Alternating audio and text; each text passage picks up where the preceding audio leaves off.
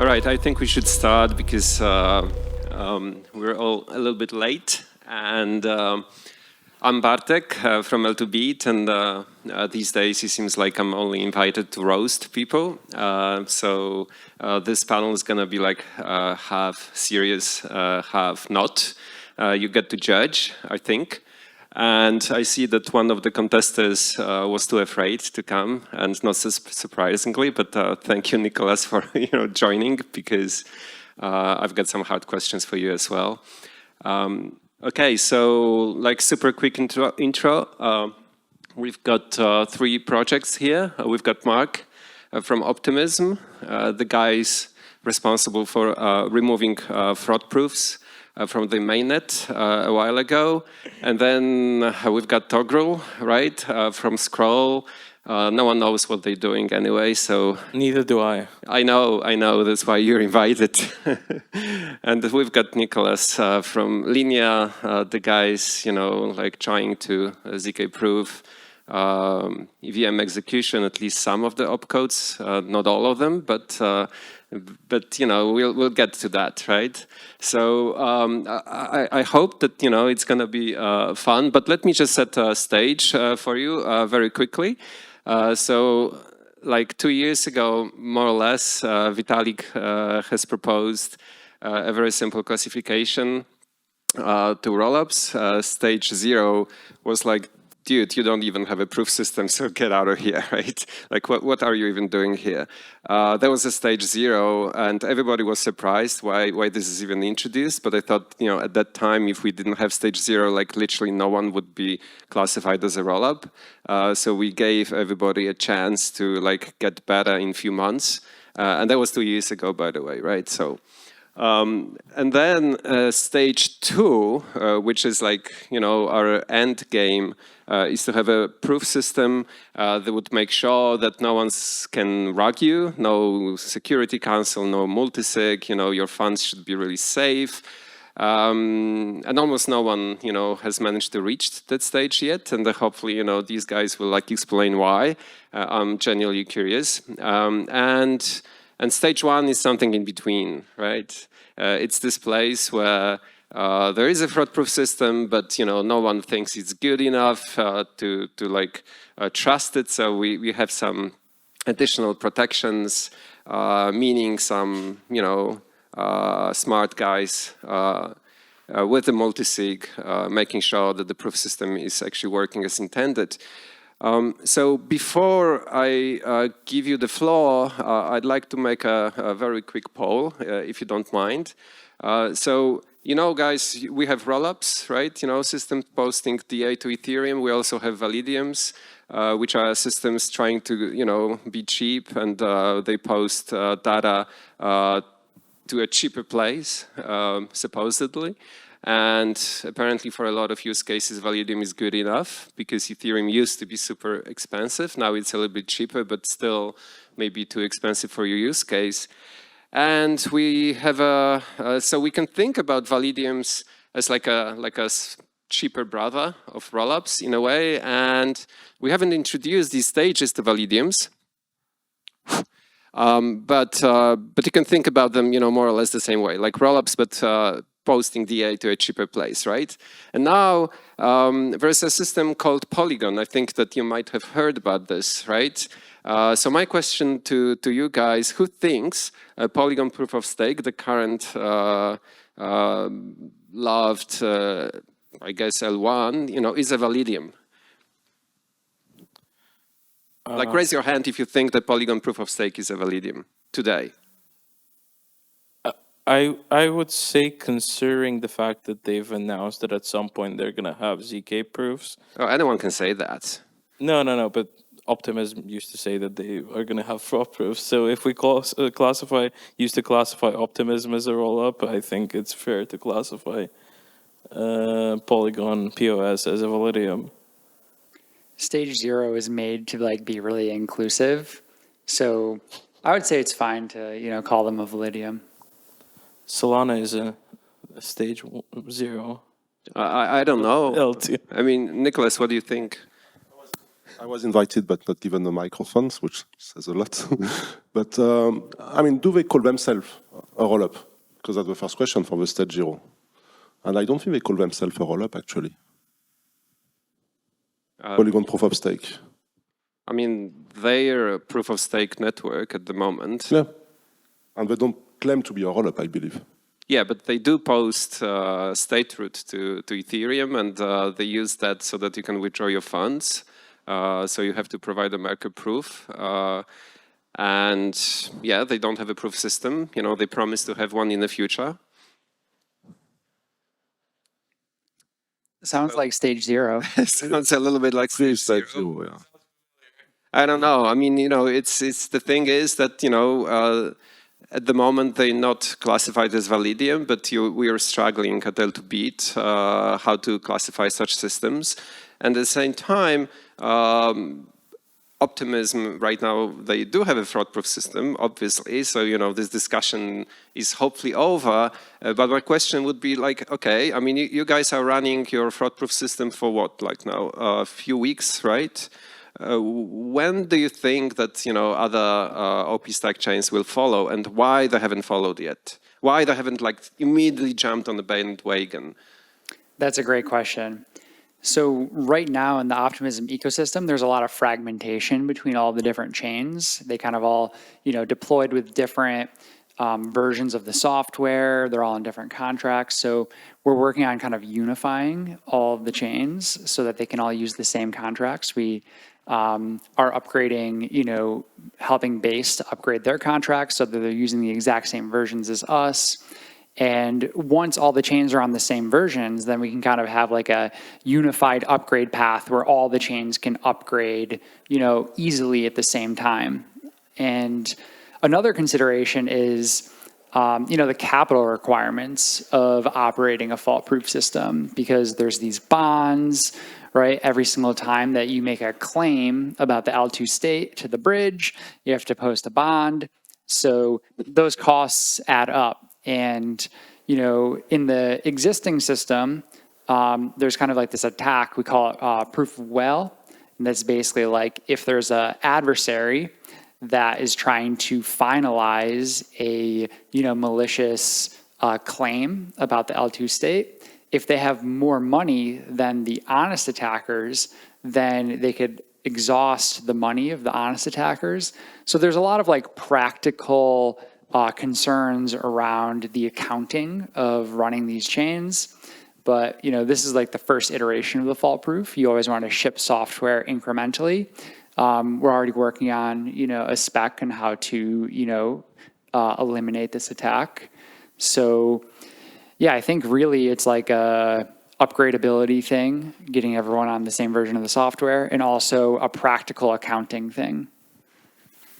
Toghrul, what about Scroll? I mean, how do you guys sort of like see yourself in this climb, you know, towards this goal of being stage 2 eventually? I mean, are you guys like think that it's actually worth it to put the effort, or users don't seem to understand or appreciate it much? I think in the current market, it's not worth it, but that doesn't mean the long term is not worth it. Like the reason why I'm saying it's not worth it right now, because like we thought that people care about finalities, so we publish the proofs quite regularly so people can exit regularly. But it turns out that everyone's just complaining that we're more expensive, and the reason why we're more expensive is because we publish the proofs too frequently. So now we're actually upgrading the chain, the protocol in like a couple of weeks or maybe a month. That will delay the finality because nobody seems to care and everyone cares about. Is that how you see it, Nicolas, as well? I mean, my question to you primarily is that it's been a while since Linea launched, and my understanding, and correct me if I'm wrong, is that at the moment there are certain opcodes that you still not really proving. So we kind of assumed so far that either you have a proof system or you don't have a proof system, but you seem to be somewhere like in the middle, right? And you seem to have escaped our classification system because of that. So like, what's the story here? Can you like give us a little bit more detail why it has been so difficult in a way to like make a complete proof system, if you like? Well, because it's difficult to do. As simple as this. I mean, the specification, we are at the version 2. The version 2 will be out in a matter of weeks on the testnet. And the version 2 is complete. And it took much longer than expected. So basically, for a year and a half, we think that it's going to be finished in 3 months. So it's been 18 months, basically, that, okay, we're close, it will be ready in 3 months. And shit, there's something happening and so on. That's how it is. So the specification is published, it's 800 pages around. It was supposed to be 300 pages. When we published it for the first time 3 years ago, it was 50 pages, and we thought, okay, 6 months of work and we'll have a specification done, and it took us so long. So that's the story of it. There are some reasons for why it is so complicated.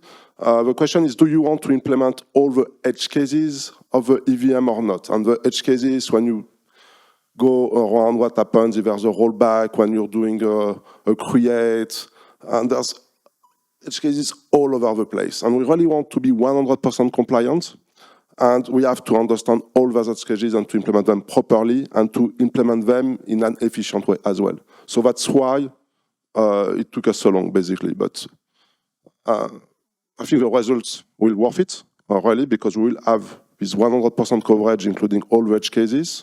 We're going to push a lot of test cases, actually, to the Ethereum test suite, because you've got, when you're writing an EVM, you have a test suite defined by the Ethereum Foundation, but the test suite is actually incomplete. So we adding currently, we had our own framework, but we're going to merge it. So there will be a lot of interesting edge cases for all our friends to see where they are. So yes, it took us a lot of time, but we will be there. And maybe something as well on the question, the global question that we are putting on stages. There are some stuff, I totally agree with what you are saying is some stages are a little bit unclear, but as well some priorities, in our opinion, are unclear. So, for example, we took a lot of time, and it creates a lot of complexity for us to reuse, to be compatible with any Ethereum client without any modification. So if you want to follow Linea, you can take a guest client from the Ethereum repo, you can compile it yourself and so on, and it will run.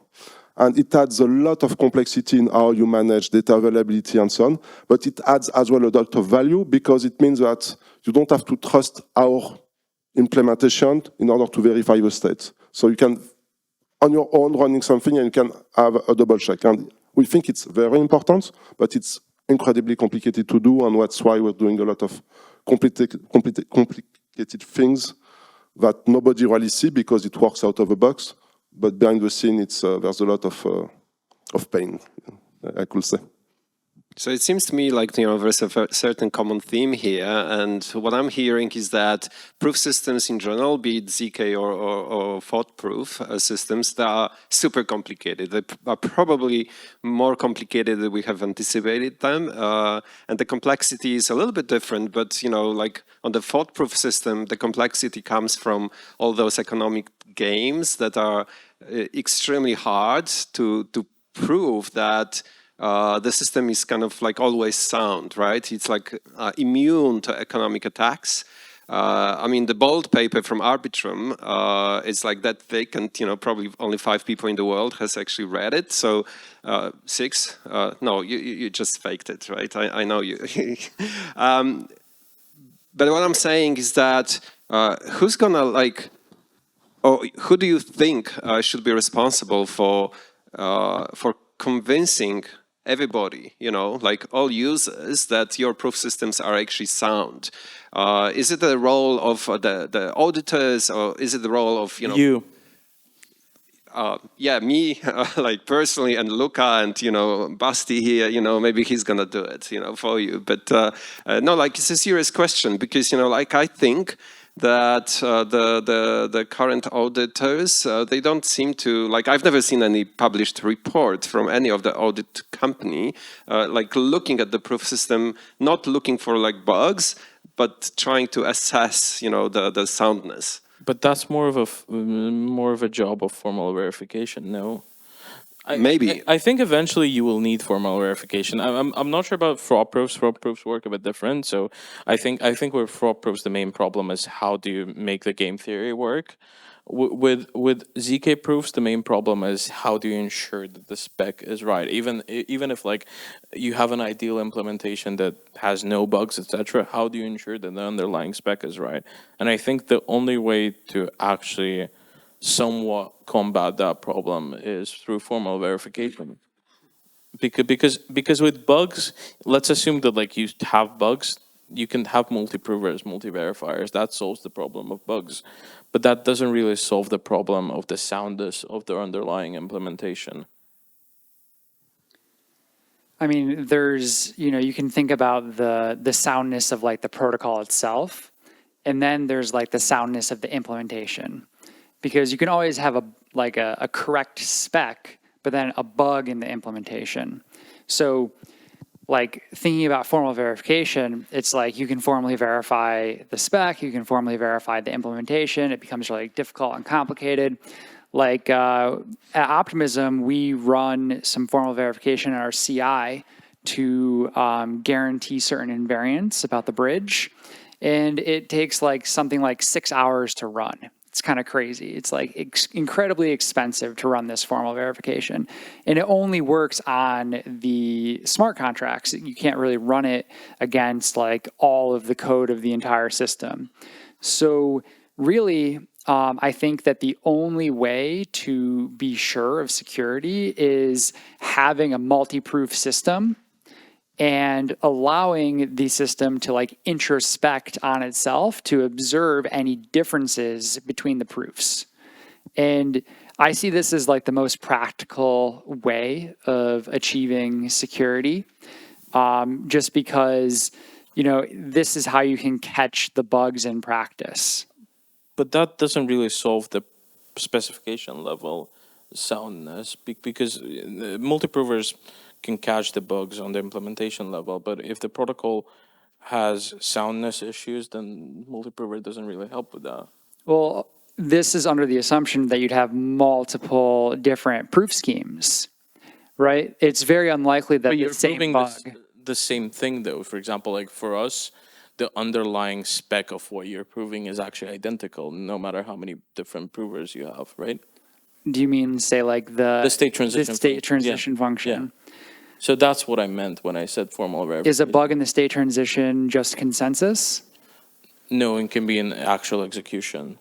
So, for example, I'm not sure if you remember a few years ago, Telus discovered a bug in EVM when... That was in a single implementation, right? Was it in a single implementation? I thought it was in the spec itself. I don't remember this bug. It was like 3 years ago or something, and people had to patch it, and then there was a situation at some point where not everyone patched it, and there was a chain split for like a few. Oh, is that the return data thing? Yeah. Okay. I remember this. Yeah. Yeah, that was a bug. That was a single bug in Geth. Oh, it was in Geth. Okay. Yeah. It was just like semantics of how Geth handled memory copying.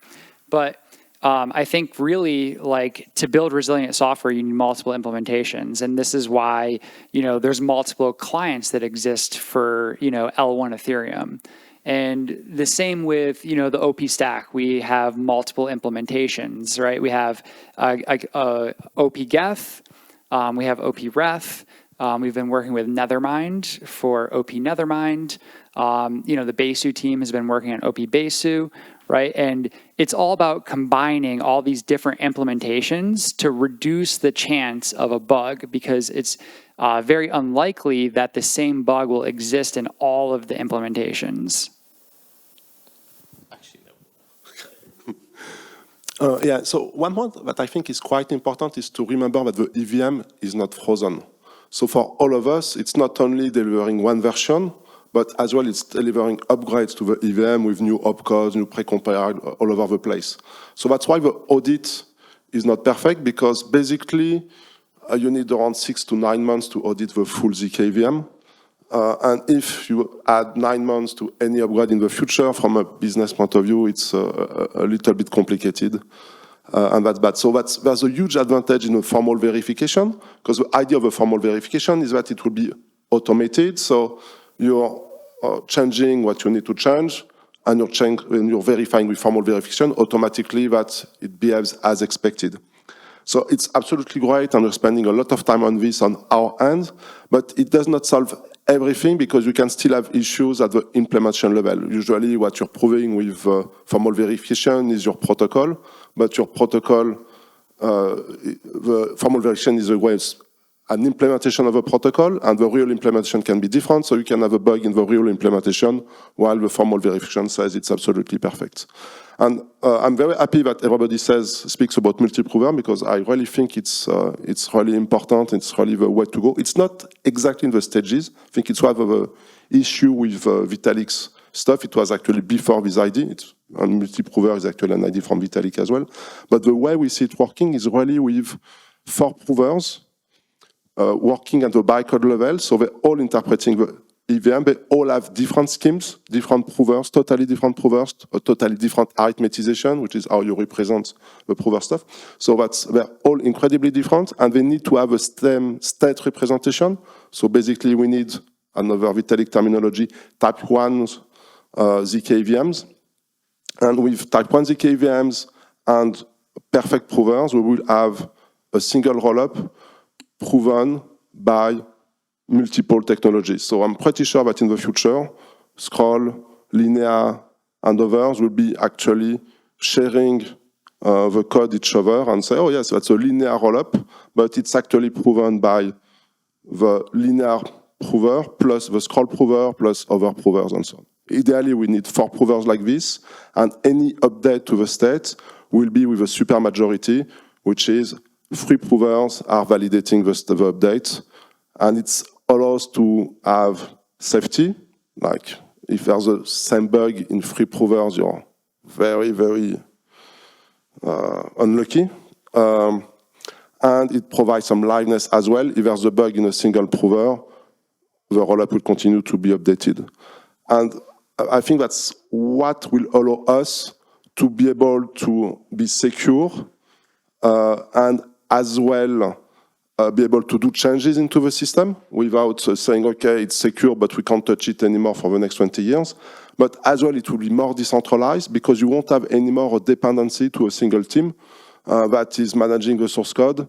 And that, okay, yes, it's open source, but there's 100,000 lines of code and nobody can touch it, so without breaking everything. So the fact that we have multiple provers will put us in the same situation as the layer 1 with multiple clients there. So I get a feeling that, at least the projects that you represent, they do care a lot. It's an extremely significant effort to work on provers or multi-provers, on multi-verifiers and whatnot. At the same time, I'm not really sure that end users care that much. And my question to you guys, should we maybe change incentives a little bit?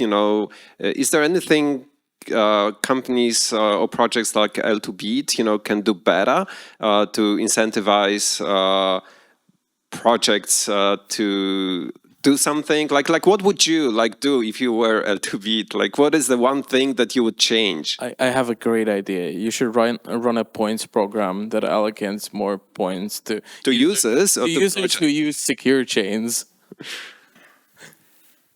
So I think one thing that, the community might want to consider is, I think it's really nice to be inclusive, but we might want to consider being intolerant of chains that are not actively moving towards better security practices, right? We create. This is just so hard, right? How do you judge if someone is actively trying and someone who's just saying that they're trying? Because like on the outside, they look exactly the same. I can tell you that, right? And Totally. people are looking for objective measures. Either you have a proof system or you don't have a proof system. Like just saying that I'm trying, how do you even measure that? Maybe we just need to, Vitalik said this, like at the end of this year, stage 0 rollups are no longer rollups. So we remove base if they don't like upgrade. Yes. I mean, there has to be some amount of progress, and, there's we can use the community to kind of push for this. It's not fun being mean to people. It's not great to start shunning people and stuff like that. But, that might be one lever that we can pull on to kind of put pressure on the community to move towards having proofs, especially as the proof systems mature, they become easier to adopt, they become cheaper. At some point, every new chain that spins up with the OP stack should be stage 1 automatically, right? And I assume that all the other, roll-up tech stacks should be in a similar place. And then, people that are still stage 0 don't really have an excuse. Okay, so maybe the proof system is hard, but what about pushing my transaction through? I still cannot do that with scroll, can I? But the reason is, again, because I think the whole stages, the way they're described now, don't really make sense. For example, because let's say theoretically you have forced inclusion. Forced inclusion only works after a certain delay. So at least 6 to 10 hours. You want to be safe. Because, again, the problem is that Ethereum consensus is not very great. You only need 2 epochs. Yeah, but only if the consensus is working, because we don't have an opcode that says, well, what's the last finalized block? Because there can be a scenario in which the chain isn't finalizing, which we had before, for 10 epochs, and you have a deep reorg. Then what do? You're screwed. Your L2 should reorg with L1. Yeah, but then that means that your UX is horrible, because you have to wait for 2 epochs to actually... Everything is trade-offs. Yeah, but that's the point. This whole problem stems from the fact that Ethereum has really slow finality and also doesn't support an opcode. So maybe we should put more pressure on L1 to provide better services for us. They are the ones who are responsible. They're too busy thinking about things that aren't useful for us. Yeah, I agree with that. Nicolas, I want to push my transactions through to Linea. When? Yeah, so finality, by the way, is something that I was pushing in Ethereum in 2018. I've been pushing quite a lot about this in the protocol, so I hope it will arrive, but it has been missing for a while. The hard part about forcing transaction, we're going to do it, and it's painful for us because when you have sequencer decentralization, you have 95% of what you need.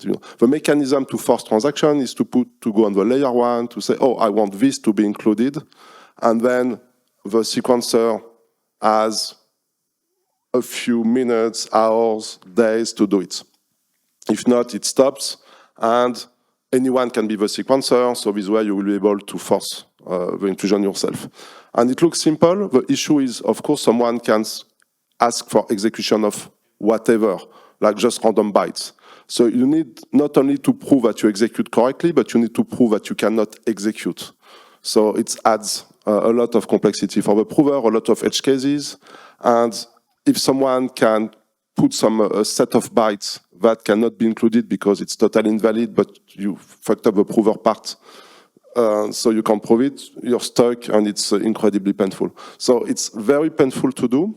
We've got some ideas on some workaround and so on, but it will be slower. And the problem is, okay, if you have a decentralized sequencer, then the problem nearly disappears because you're going to expect that at least one of the sequencer will be honest or will not censor you. And that will be the goal of the sequencer decentralization, is to say anyone can be a sequencer, so the problem disappears. So but it's really painful for us because it's a few hundred man days of development and it's complicated. And it's very important, however, so we need to do it. But it's going to be thrown away nearly totally with a decentralized sequencer. So you're forcing us to throw away 100 man days of development. I'm very sad. Yeah, and just to add to that, what Nicolas said is that to have forced inclusion in ZK rollups, you need both proofs of validity and proofs of invalidity, because anyone can submit anything.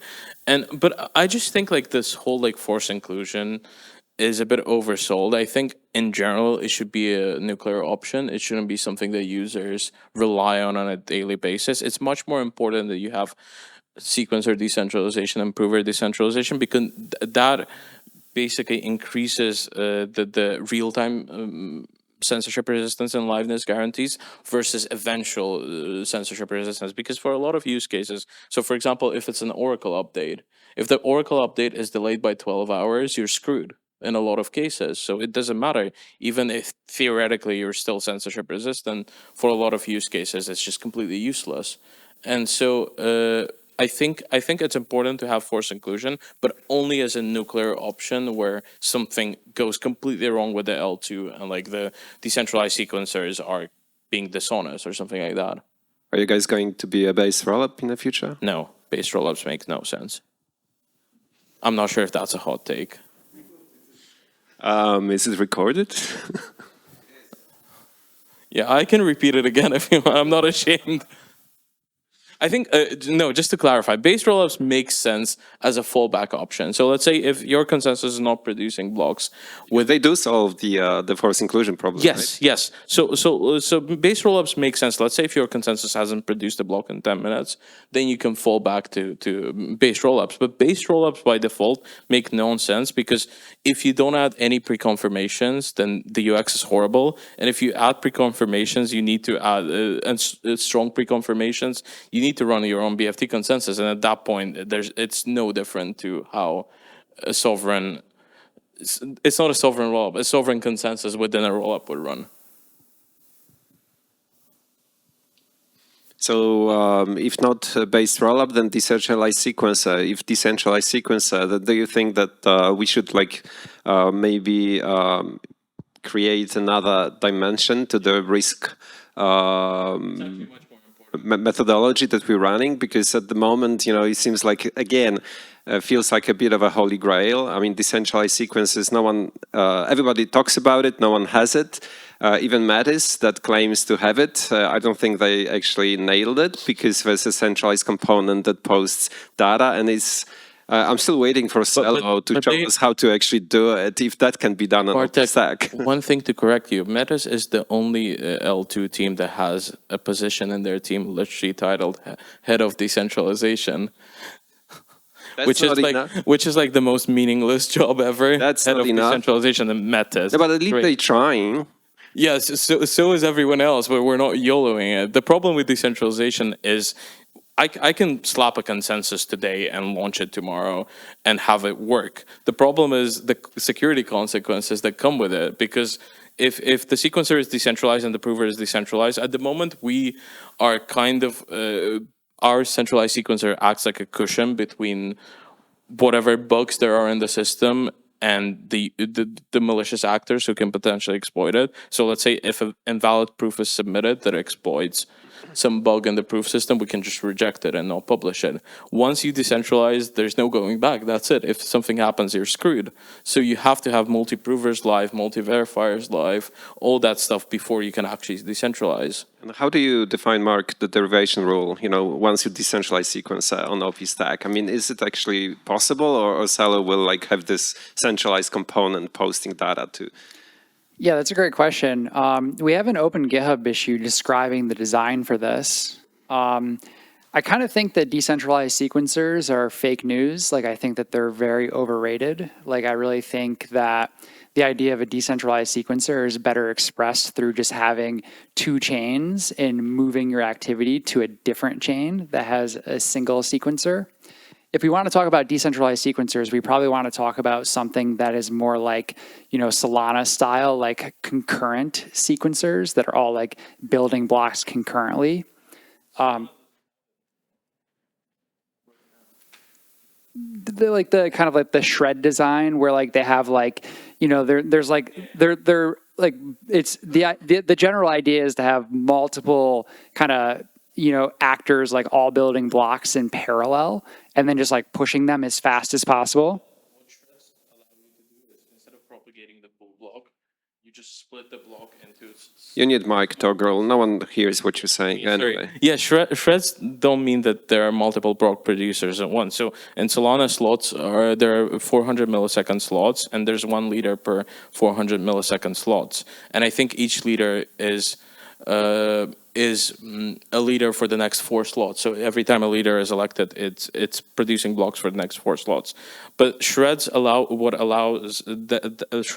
Solana to do is to propagate blocks as they're being constructed. So instead of waiting for the entire block to be built, executed, and then propagated, it basically you build a batch of, let's say, like 10 transactions propagated, then next 10 transactions, and then next 10 transactions, and then you can reconstruct it to form a block once it's fully propagated. Got it. Okay. But they're working on concurrency. I'm not sure. I'm still not really sure what their design will be. It's a bit of a pipe dream at the moment, but yeah, they are at least talking about concurrency. Guys, we need to wrap up. I feel like I'm opening another rabbit hole here. Any last, closing remarks, Nicolas? Decentralized sequencers are quite important if you don't want to have a target that anyone can attack. It's really the main point. It's a little bit as a safety against a nuclear attack, but it's an important one in that you can basically have your phone stuck for weeks. So it's really an important topic. I'll add one sentence. Based sequencers are cringe.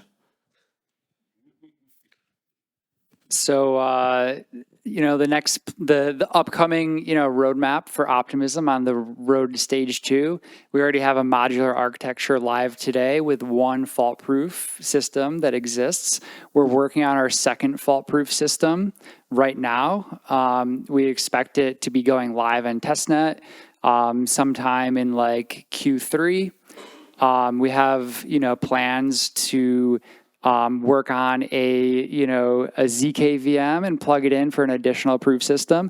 And the fun part is that, every, fault-proof VM, they run a fault-proof program, right? So you get like every combination of program and VM. So once we have the 2, fault-proof systems that I was talking about, that's like 2 programs and 2 VMs. So that means we'll have like a total of 4 different things that will be able to like secure the system, right? So we don't want to move directly to stage 2. We want to move to like an intermediate stage 1.5 to make sure that it's working. But there's a clear path towards stage 2, and stage 2 is the end game. And then once we get there, we might want to think about what stage 3 looks like. Guys, big applause to roast participants, and thank you guys for the courage. And I have, all of you as a witness that Lumi panicked, right? So don't panic, he has to change.